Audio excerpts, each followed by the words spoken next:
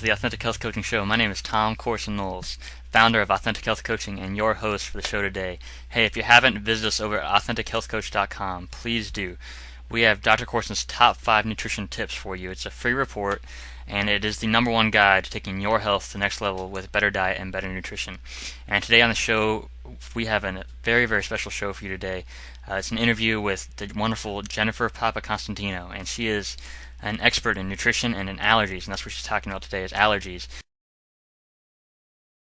And not only is she an expert in nutrition and allergies, but she's also an expert in iridology and in live blood analysis. And this show for you today is so important because there's so many people today suffering with allergies, whether it's just seasonal allergies, whether it's something like eczema or skin disorders. And so if you know anyone with any of these disorders or any kind of unexplained symptoms like chronic fatigue, they're tired all the time, they're sick all the time, they don't know why, the doctors don't know what's wrong with them, it's a high probability that it could be allergies. So pay close attention to the show today, take great notes, and please share it with the people in your life who do have allergies because they could absolutely change their life forever. Make it a great day. Well, Jennifer, thank you so much for being on the show with us today at the Authentic Health Coaching Show. And why don't you start by telling our listeners a little bit more about you and your background and how you got interested in the field of allergies? So my name's Jennifer, and I live in Pickering, Ontario, which is just the outskirts of Toronto. How did I get interested in allergies? I'm actually the mother of 4 children, and my daughter, who is now 17, when she was young, she developed what would be considered today normal childhood problems, asthma, eczema. Then it developed into a more severe case, like she had an immune system crash, and she developed a severe case of the whooping cough, which actually almost took her life. And at the time, all I knew was allopathic medicine, so what's now known as conventional medicine, and I didn't know that there was other options available to us, and it wasn't until I had met a naturopath and had an appointment with her, and we changed her diet and changed her lifestyle and basically did an overhaul on our life, to try to get her health back, is when we realized the importance of diet and nutrition, because things that she had, which I didn't think were going to go away, such as asthma, kind of disappeared. And so it was quite a learning experience for my husband and I. And I actually ran my own home daycare business, so seeing that all the kids are suffering with asthma and eczema and hyperactivity and, brain fog and things like that, trying to talk to their parents over the years about changing what the kids are eating in their diet, and no one would listen to me. So that's when I decided to go back to school over 6 years ago and study holistic nutrition. And I've never looked back. Oh, that's awesome. It's amazing. Every time I've yeah. interviewed so many people on different experts in different fields of nutrition, health, and wellness, and almost universally they all say that it was either a personal health challenge or a challenge with someone close to them in their family or their friends that really got them interested in the field of nutrition and health. So it's just fascinating to hear that you're well into that thread as well. So why are allergies such a big problem today? I mean, you talked about your daughter having her problems and all the kids in the daycare having problems. Is it more common now than it ever has been before? It really is. It's just there's just so many different allergies. People are not aware of the different causes of allergies, and of course there's the hereditary factor, which the modern medicine puts quite too much emphasis on, because there's a whole branch of science out there called epigenetics, and it's just how the way you eat, drink, think, and live can change your the way your genes express themselves. And so, hereditary is basically, when people say it's hereditary, I say it's bogus. But, of course, there's biochemical individuality, so, everyone has their own unique fingerprint or blueprint in their health. Nutritional deficiencies, of course, nowadays are a huge one, but also toxic overload. So it's our bodies work almost like a rain barrel. So, toxicity-wise, there's only so much that your body can handle until your cup or barrel essentially overflows, and that's when you start to see a lot of, health problems, and allergies being one of them. the pharmaceutical drug usage impairs your liver function, increases your toxic overload, as well as, all the pesticides and herbicides and genetically modified, etc. Actually, and babies actually raised on infant formula actually increases their lifetime instances of allergy, because infant formulas are actually, unfortunately, full of high allergen potential ingredients, which for babies, that's no fun. Of course, chronic infection, bacterial, viral, fungal, or any sort of parasitic infection in the body has a huge impact on the immune system. And digestion. Digestion is almost number one. It would be in the top three. But there's different kinds of allergies. Just to discuss allergy versus sensitivity, an allergy per se, which is kind of the immune reaction that modern medicine looks for, like a scratch test that they do at the hospital or by an allergist, actually only involves the immune system. So it's a little bit different than when someone says, I have an intolerance. So having an intolerance to something, the immune system could be involved, but not necessarily can it be proven that there's an immune system involvement. And then there's a sensitivity, such as someone who has to, like celiac, who have to stay away from gluten. A sensitivity is the inability to digest or the liver to process a certain substance. So someone might say, I'm allergic to garlic because they experience a negative reaction, but it's not really an allergy per se as it is more of a sensitivity. Gotcha. And I know most people, when they think about allergies, they think, either like itchy eyes or they think like food allergies, like if I eat strawberries, I break out. But, exactly. Allergies are a lot more in-depth than that. So, what other things are caused by allergies? What other... Well, allergies, for kids, it could be bedwetting. For men, it could be prostatitis. There's behavioral, there's psychosis. It's actually been documented in the past that children or adults could react almost like a hyperactivity or psychotic disorder when they are exposed to something that they're allergic to. And it could be even something that you're completely unsuspecting about, such as rice.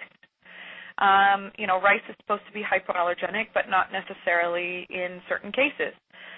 Any sort of itis condition, so arthritis, any sort of inflammatory condition, which is what itis means, tonsillitis, sinusitis, anything like that could actually be a food allergy. Gallbladder problems, headaches, Crohn's disease, depression, and hundreds of more sort of symptoms that express themselves could potentially be a food allergy or sensitivity or intolerance. Gotcha. And I know you talked about so far already, you talked about inflammation, and you talked about epigenetics, and you talked about the immune system function and digestion. And I know that they're all related, and they all go hand in hand. Like, for instance, the immune system, like over 60% of your immune system is just in your gut. So what are some things that people can do, like simple things that people can do to help improve their overall health, whether they have serious allergies or mild allergies, no allergies at all, but just to improve their general immune system and their digestive health as well? Well, diet-wise, because I am a nutritionist, I put a lot of weight on what people eat. There's lots of natural remedies out there. There's lots of over-the-counter remedies that you can take. However, those are still Band-Aids, right? So one of the things that you really need to change is to, number one, improve your digestion. And number two, in my daughter's case, we took out all of her the top 10 allergens, so wheat, corn, soy, chocolate, orange. For her, there was a whole host of fruits that had a specific mold in them, such as cantaloupes and grapes. We removed those from her diet. So basically cleaning up your initial, your initial diet and the way you eat fundamentally will change a lot of things, and you'll notice a big difference. So for us, we went gluten-free because wheat is one of the most genetically modified crops So no genetically modified, we didn't consume anything genetically modified. Everything was organic. So, wheat, corn, soy, especially removing those. Dairy is a huge one as well, especially for anyone with any sort of respiratory, such as arthritis or anything like that. Conventional dairy, that is, if you can find a raw source, which I know are you in the States, Tom? Yeah. Okay, because I know that it's not very easy to find. Yeah, you have to buy like a part share of a cow. You have to actually own part of the cow. You can. There are still. I mean, it hasn't been illegal yet, but you can buy cow shares now, where because you own part of the cow, you're entitled to any yield of that cow, which is fair, But so I'm just talking about like dairy that's found in the grocery store, where the animals are kind of agri-farmed, like it's turned into like a big business. I don't know if any of your viewers have seen the movie Food Inc. That's a really great documentary which kind of tells a lot about the meat industry. And, for those of you who are interested in finding more out about that, that's a great resource to have around. But basically cleaning up the diet, getting rid of the top allergens, and now, going to somebody who would be able to find out not necessarily what you're allergic to, so it doesn't have to be a scratch test, because that, I find, accounts for less than 10% of allergies or sensitivities, that specific test. But somebody who could find out kind of like the Entero testing or the, what's it called? It's done by a computer, so sensitivity testing more so. And that will give you a list. Usually they test you against a panel of about 250 foods. Also, you can request an environmental sensitivity test where they test you against a panel of environmental substances, and then they give you a list which is specific to you. And so doing something like that would also be very helpful. If you're still experiencing any sort of symptoms, or you really want to pinpoint it, there's a test called the ELISA test. It's ELISA, and they actually draw blood. It depends on the lab that you use, where they might actually take blood from your vein, or it could be something as simple as a finger prick. But they actually take your blood, and then they measure it for antibodies against the food substances.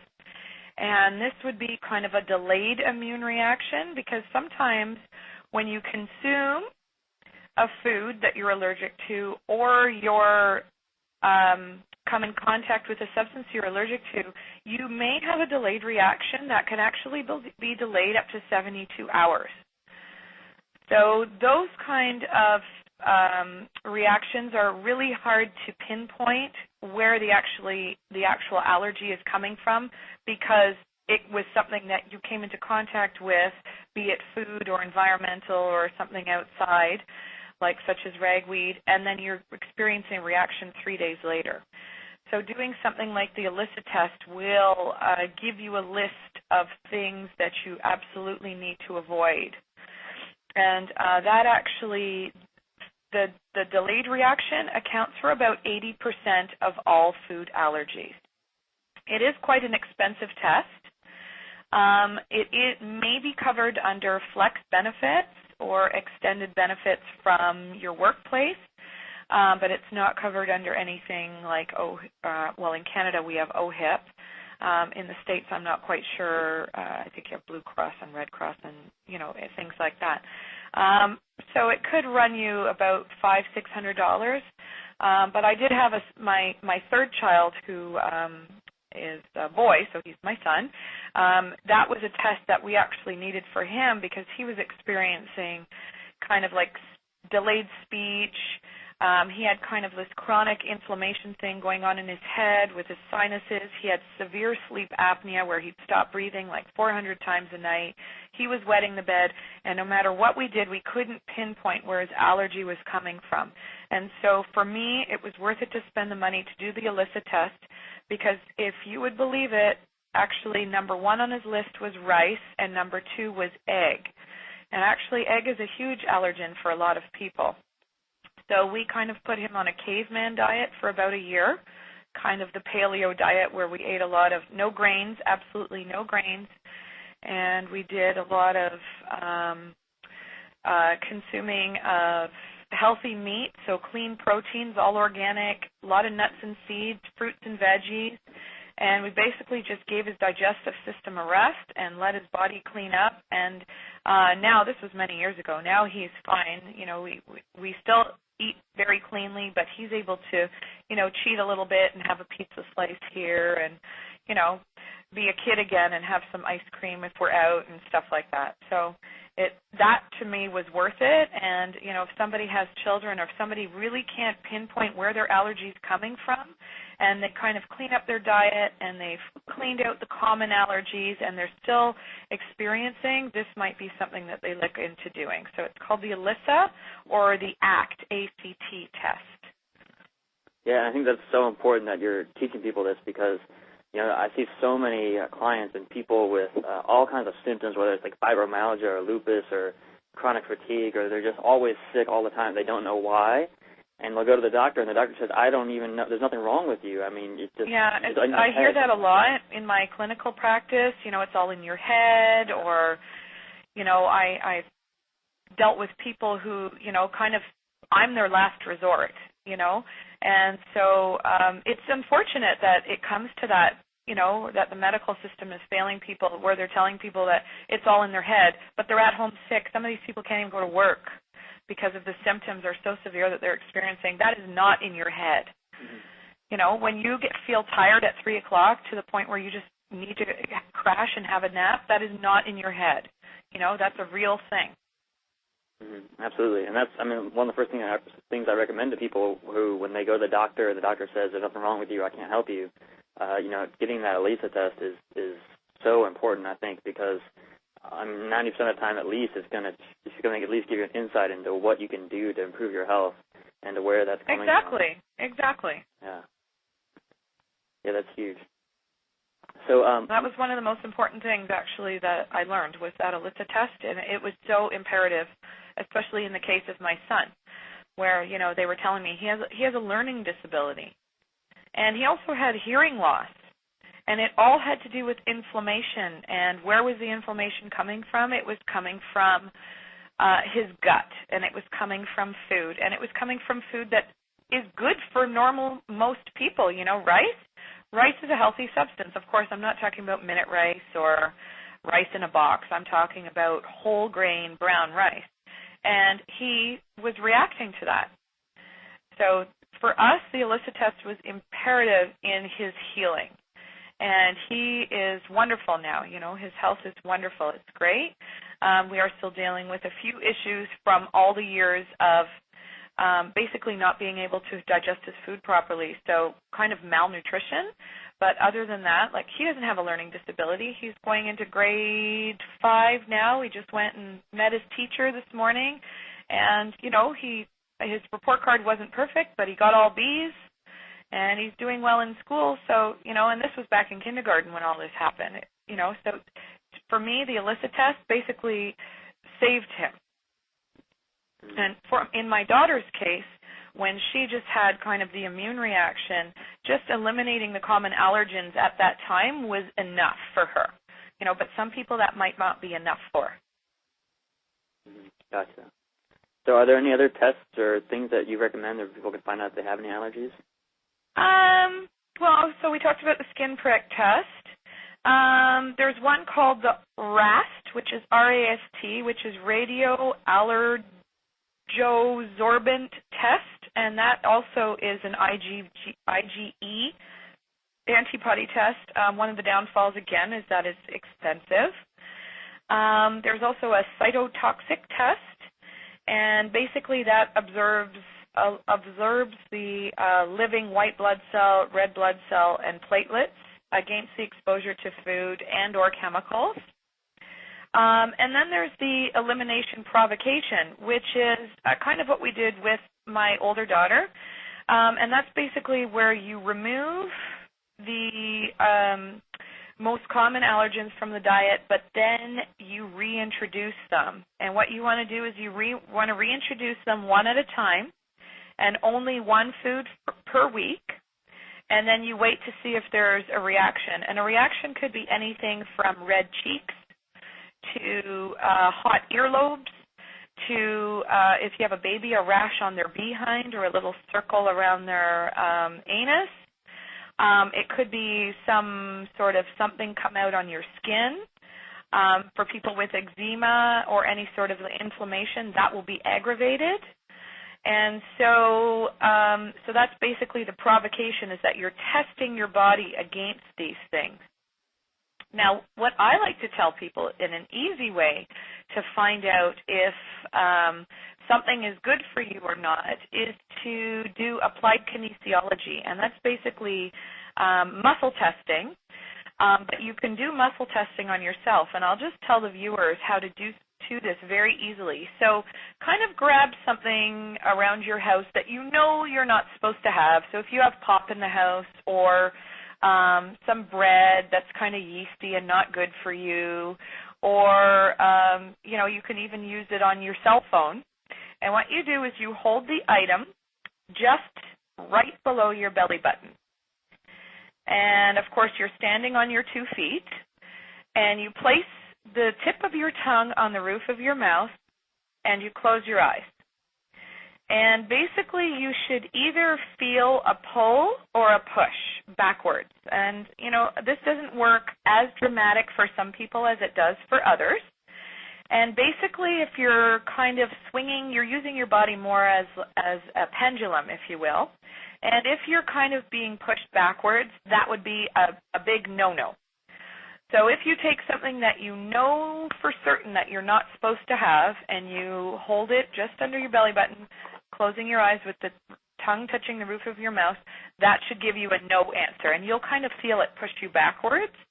And then take something that you know you're supposed to have, like broccoli, organic preferably, or, a supplement like probiotics, which everyone on the planet needs this day and age, and or, a nice organic apple, and hold that in the same way, and then you'll feel kind of like a pull forward. And so when you feel that pull forward, that's a yes for you. So that would mean A-okay.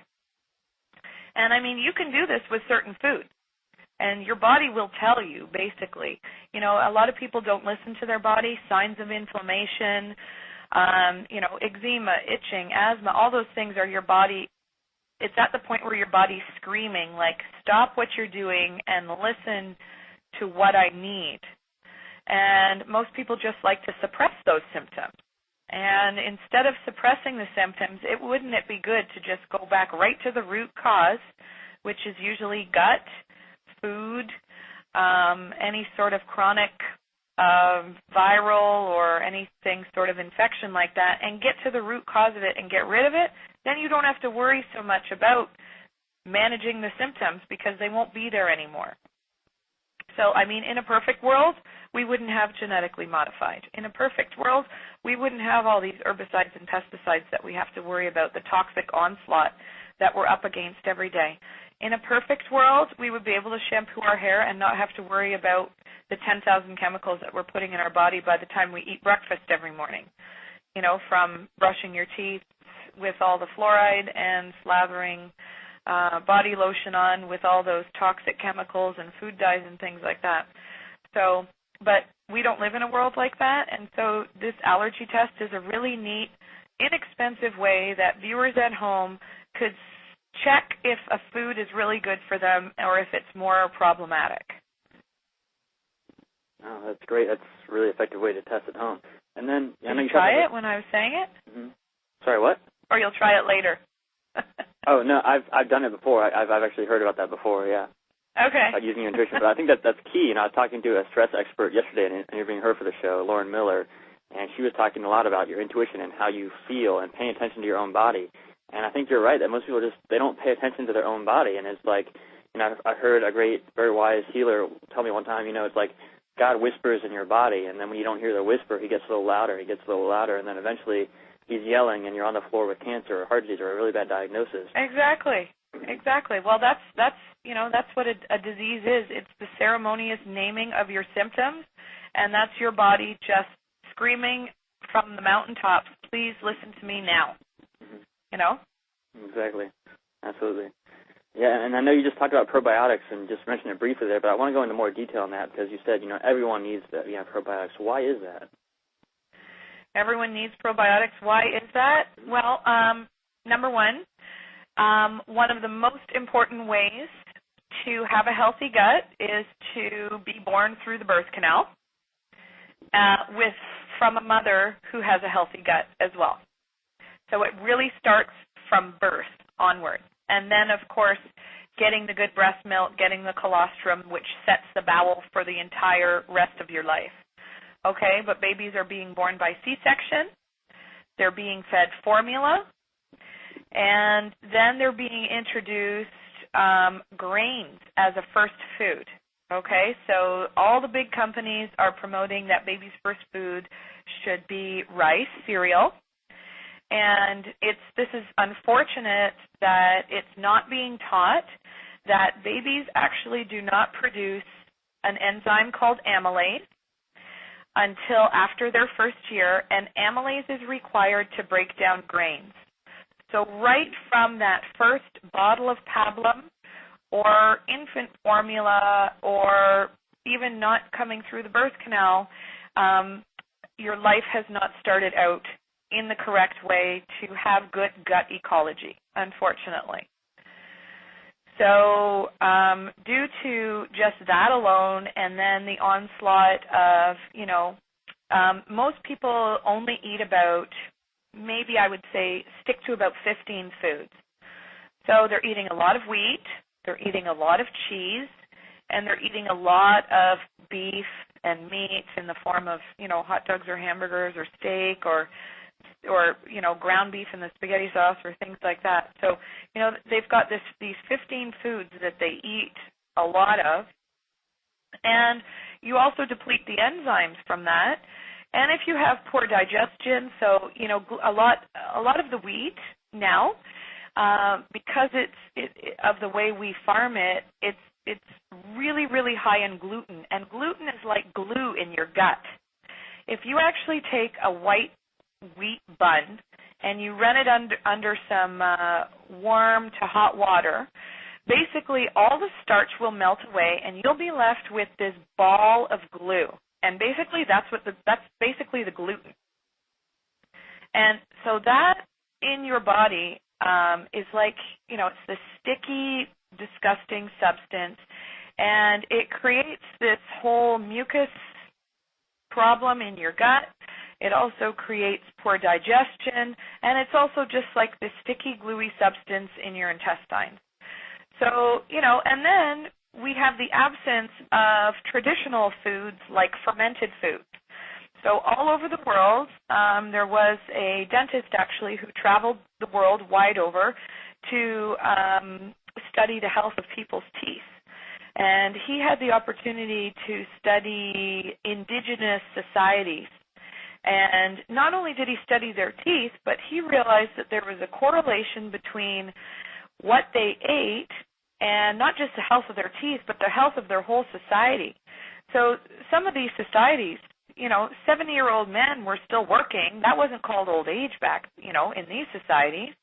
And they were limber, and they were young, and they had good teeth, and they had good health, and they were still doing things that people are doing here in their 40s. And so he realized, and what he learned from studying these indigenous peoples was that they had these commonalities in their diet, and one of them was eating lacto-fermented foods. So foods such as sauerkraut and kefir and sprouting their grains and basically doing all these things that traditional societies all over the world did. And so one of the things that's missing in the world over is fermented foods. And the lacto-fermented foods actually feed the good bacteria in your gut. So almost like a probiotic, So not necessarily do you need to go and expend hundreds of dollars at the health food store, but, you can ferment your own yogurt, for instance, and consume that, which would give you healthy probiotics in your gut. But 75% of your immune system is found in lymphatic tissue found in your small intestine called Peyer's patches, and having the proper intestinal flora and good bacteria in your gut is essential for having a good immune system. So if you don't want your child to get sick at school, feed their immune system, which is feed their gut. Absolutely, that's so true.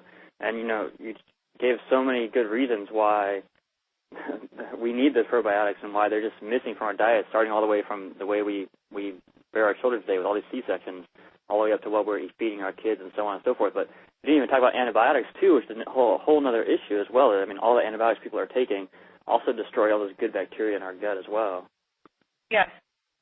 Yes. Actually, my children do not take antibiotics. When they're sick, they take probiotics. Mm-hmm.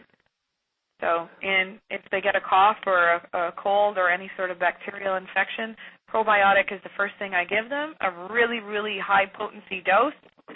And, they overcome, actually, out of the 4 children that I have, maybe a total of 5 days of school were lost between all 4 of them last year. So healthy kids, go to school and don't get sick. And, a little bit of sickness is definitely good for the immune system. It's good for the immune system to work a little bit and not always be spoiled. But, definitely nothing like my older daughter, who actually was so ill that she missed her entire year of senior kindergarten, which was unfortunate. And it's so common these days. So many kids, they just get ear infection after ear infection after infection.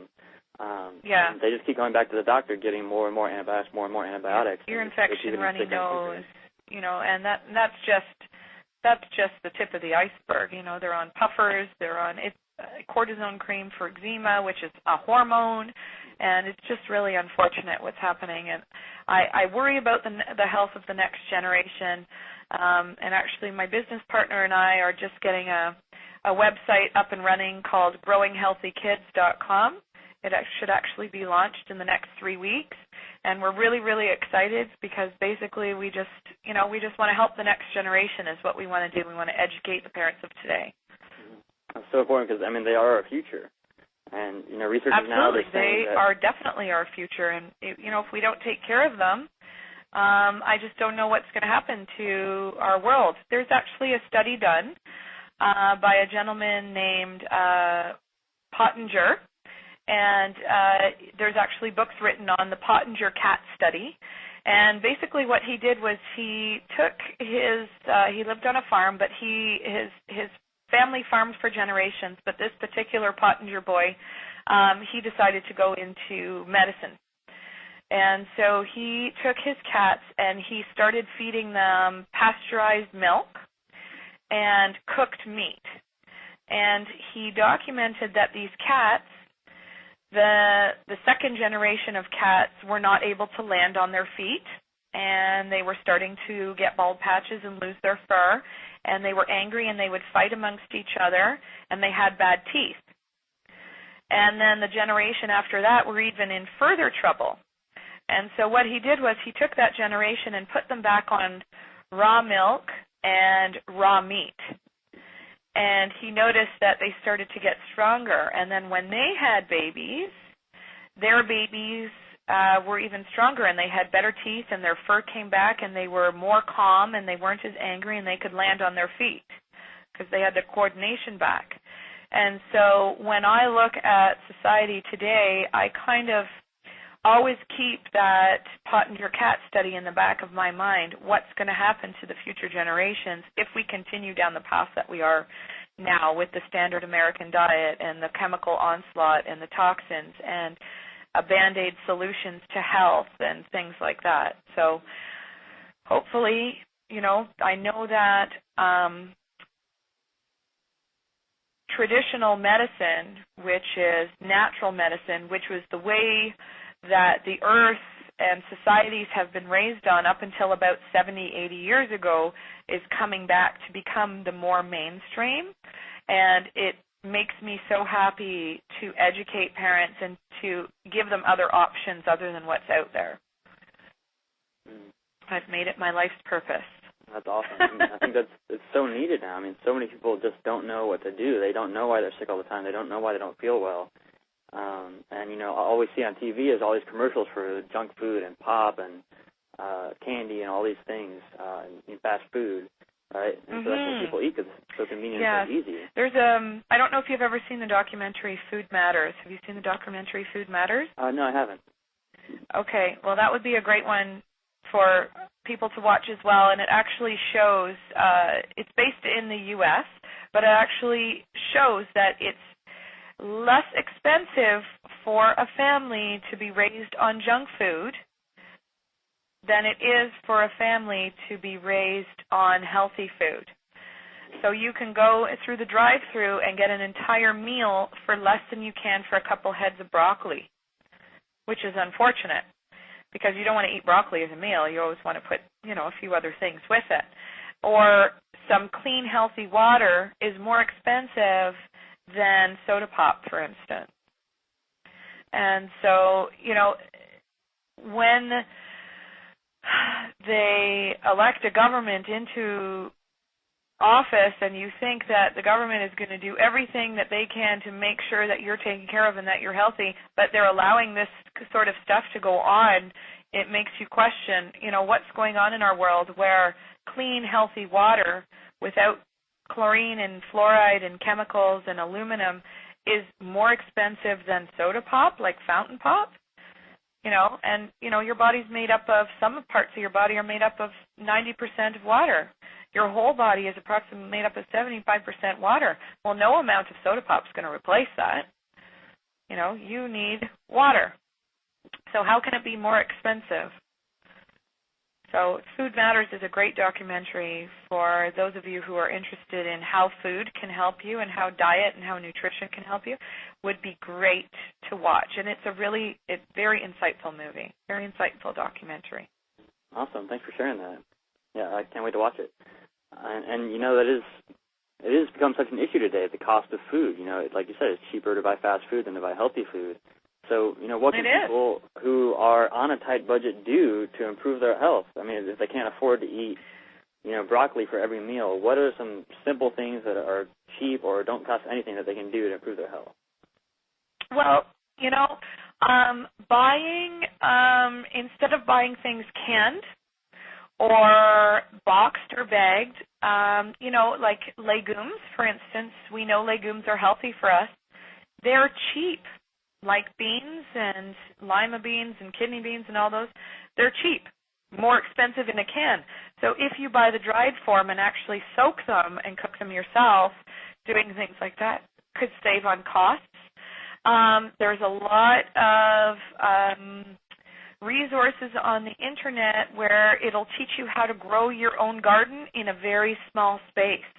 And so even in the summer, using a lot of gardening skills, if you have time to preserve some of the vegetables or fruits that you can grow or even buy cheaper when they're in season.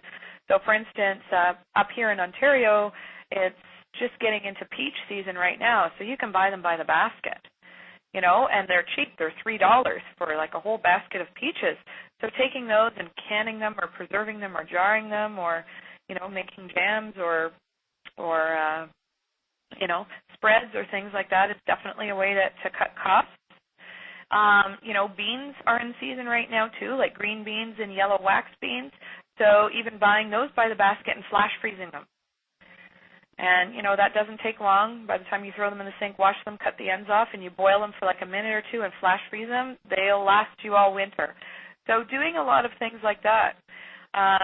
You know, they're saying that there's a global food crisis right now, but a lot of the farms are growing corn more for ethanol than they are for preserving our food system. So things like that are, you know, some of the reasons. But to cut costs, I mean, I feed 4 children, and a lot of the times, you know, of course, price shopping, a lot of the times some of the the bigger stores, their organics are a little bit cheaper than, or shopping the farmers markets right now too is a great resource because things are just less expensive. In the winter, that they're going to be more expensive anyway. But, not even necessarily do you have to buy organic. Sometimes locally grown is healthier for you because it hasn't traveled the miles and it has less of a carbon footprint on our earth as well. Mm-hmm. Yeah. Not sometimes where some of the expense comes in is the travel that the produce has to go to get to you. That's so true. I mean, most of it now, like in the wintertime at least in Indiana where I'm from, I mean, all the produce is shipped from Chile or South America or California. I know, but could you imagine going a whole season without eating a salad? Yeah, exactly. I'd be missing the fiber from that so badly. So, for me, sometimes it's worth it. And when I see the health of my kids and the fact that, if you think about it, we almost create a vicious cycle. So, we spend less money on food. Our kids are sicker. That means more time off work, Or if your children are going to daycare, you have to pay the daycare full-time fees as opposed to part-time fees because your child's not in school because they're not feeling well. They had to stay home for the day. So, if you're not going to spend it one way, you're going to spend it another way somewhere else. Absolutely. I mean, you can either invest in your wellness. It'll come out of your pocket no matter what. Exactly. Yeah, you're either going to pay it for the healthy food and the healthy habits, or you're going to pay it for the medical bills. Exactly. Well, in the States, you have to pay for the medical out of your pocket. Right. Here in Canada, we're a little bit more fortunate that way. But, like I said, it's still a day off of work to take your child to the doctor. Prescriptions are covered. But, if you have to go back into work and you have to pay your daycare the full-time hours, or take the day off work and lose that day pay. So it's going to come out of your pocket regardless, just in a different form. Or if not even if you're a child being sick, but if your health is failing and you have to take a day off work. So. Yeah, that's so true. Well, we've only got a couple minutes left. Do you have any last tips to share with our listeners? In regards to allergies, there's a lot of information on my website at healnaturally.ca. For my listeners, we didn't quickly there's a couple of allergy reversal techniques or elimination techniques that are useful. One of them is called NATE. I really like that one. It's one of the oldest ones out there, but it has some limitations, and you have to go back for many repeated visits. There's a derivative of NATE, and when I say NATE, it's Nambudrapad's Allergy Elimination Technique, so NAET. There's Bioset, which has been derived from the original technique NATE, and then different things have added. If you can find a holistic allergist or somebody who practiced something called BIE, which is bioenergetic intolerance elimination, it's done using kinesiology and a computer. It's very cost-effective as well as very non-evasive, and it has a high success rate. And then there's also something called base allergy elimination, which is BASE, and that's cost-effective as well, and it kind of just rebalances the body using the meridians, something similar to acupuncture, but we don't actually use needles. We use the acupuncture points, and we use something called infrasound technology, which is just stimulating the acupuncture points just from the top of the skin and using kinesiology as well. And so that's what I practice. I practice base allergy elimination. But again, you can do the allergy elimination, and I have people who call me and say, I'd like the allergy elimination for wheat and dairy, and people out there do have to realize that even though there's these allergy elimination techniques, it doesn't mean that you can still go and eat all the nonsense food and foods that your body cannot break down, cannot use properly, cannot eliminate, and are full of chemicals and genetically modified.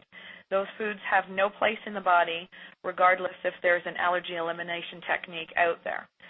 So basically it really does start with cleaning up the diet, cleaning out the gut, and, removing the top 10 allergy foods, which are milk, dairy, wheat, gluten, corn, soy, orange, tomato, chocolate, and egg. So that's my recommendation for the majority of the people. Try it because the results will give you lifelong, benefits. And that's really what we're getting into here. We don't want Band-Aid solutions anymore. We really want the long-term benefits of what a healthy lifestyle can offer us. Mm-hmm. Absolutely. And why don't you talk just a little bit more about dairy and wheat, because I know so many people that I talk to, and that's one of the first recommendations when you've got these kind of allergies or you've got some kind of unknown symptoms, you don't know where they're coming from, that they can often come from wheat and dairy. But most people, when you tell them don't do it, they don't want to listen to you. I mean, they're like, well, that's crazy. I thought milk and wheat were good for you. So what is it about them that makes them so allergenic? Well, the milk is basically how the cow is raised. So we did talk about that movie Food Inc., and basically cows are now raised like big business. So, cows are grain-fed. Cows do not eat grain naturally. They eat grass. And then because we want to grow the cow nice and fat, they're given steroids or hormones. And then because they're growing so quickly and so fast and they're eating what doesn't come natural to them, and they're living in really closed quarters that are not clean and natural, they're getting sick, so then they're given antibiotics. So our milk is filled with hormones, it's filled with steroids, it's filled, it's filled with E. coli and pus and all that stuff from the cow that had an infection. And then they pasteurize it, so that means it's heated. They've killed all the enzymes, and we need enzymes. They are the breath of life. Enzymes are actually required to manufacture your DNA, which is your genes, which is your genetics. So we need enzymes. And all our food is enzyme dead. They've heated our food, so that's the pasteurization, and then they homogenize it. So they take a nice big glob of fat that your body recognizes, and they squeeze it through a microfilter. So that one big glob of fat now becomes 1,000 tiny little globs of fat. And the surface area of that fat has increased exponentially, and your body doesn't know how to break that down. So then you're causing that sort of chemical change in the body as well. So that is where the dairy allergy is coming from. And the wheat allergy, again, wheat is a cash crop. It's highly genetically modified because if the farmer was to lose a wheat crop, he would lose, the basis of his cash flow for that year. So, and then they grow the wheat, and then they process it, and they bleach it, and they powder it. And when you eat wheat that's grown like that and used like that, it's really, really, again, high in gluten. It's got no vitamins in it. It's processed. It's bleached. It's got chlorine in it, and it's just completely changed. And so the wheat that we eat now is not the wheat that we ate 50, 60, 70 years ago. It's not the wheat that farmers used to grow. And so if you need to go gluten-free, you need to change what you're eating, including wheat. But even eating ancient forms of wheat, such as kamut or spelt, which are very low in gluten and have a lesser allergy potential, has more health benefits. So wheat and dairy, and definitely soy. Soy is I don't even know, and the World Health Organization, they don't even know anymore if there's such thing as organic soy, because it's so genetically modified and it has spread through the wind, this genetically modified crops, and so they can't even guarantee anymore that there's such thing as organic soy. And that's what's happening in our world, is that, even the organic farms sometimes can't guarantee that their crop is organic because it's being pollinated and spread, the genetically modified crops, in through the organic farms. Mm-hmm. And again, when you change the genes, when you change the genetics, it's something that your body does not recognize. It's no longer Mother Nature. Absolutely. That's so true. And thank you for sharing that, because you paint a really good picture of why the food that we eat, like the milk and the wheat and the soy, is so different from how it used to be. And I think that's what's really important for people to understand, is that just because something you get at the supermarket looks like what you think it is doesn't really mean that it's been produced and processed in that same way. I mean, even just produce, like broccoli. I mean, they don't grow the most nutritious kinds of broccoli and put them in the supermarket. They grow the kind of broccoli that lasts the longest and looks the prettiest on the shelf. And so it's missing a lot of the nutrition that it used to have 50 years ago, 100 years ago, 200 years ago.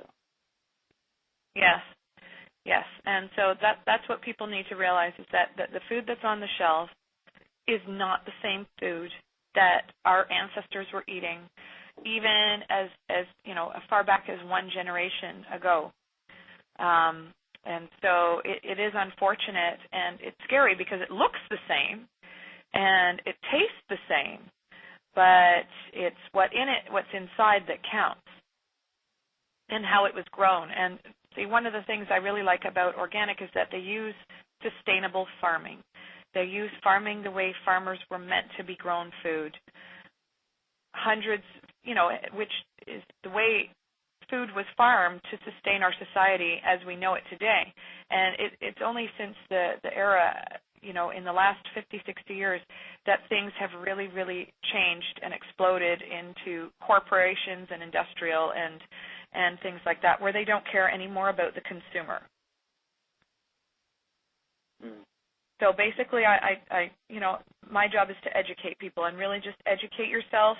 And the internet has really opened a lot of people's eyes, because it has given them now opportunity to be in touch with information that they probably wouldn't have gotten, unless they had the internet. So it's really been eye-opening for a lot of people now that we have this really great resource. Absolutely, and that's exactly why we have this show, is to expose people to information from people like you, who are experts in their field and who understand what's going on in our health system and why we're getting so sick as a nation, and as the whole world is getting sicker and sicker because of what we're eating. And so I'm just so grateful that you've been here today to share with us all that great information. I completely agree with you. Yeah. Well, thank you so much for being on the show today, Jennifer. Thank you.